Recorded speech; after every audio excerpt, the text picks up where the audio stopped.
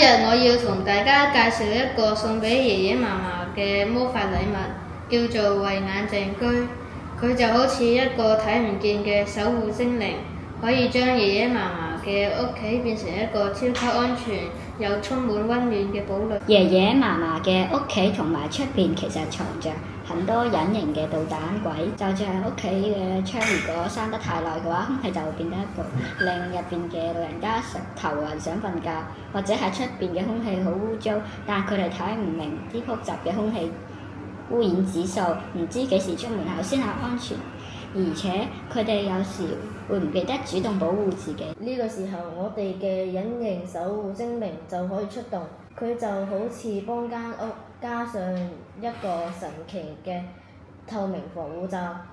最好嘅係佢非常安靜，完全唔會打擾爺爺嫲嫲嘅生活。呢個精靈有一種超能力，就係能夠讓間屋大口呼吸。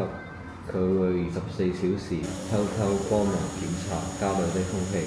咁如果要出門散步，精靈就將嗰啲睇唔明嘅空氣污染數字變成咗大家最熟悉嘅紅綠燈。綠燈笑着亮起，代表空氣好好，可以安心出門。如果紅燈生氣咁樣亮起，就係提醒爺爺嫲嫲出邊嗰啲空氣好污糟。門口嘅攝像機就會自動監測出門口嘅人有冇戴口罩。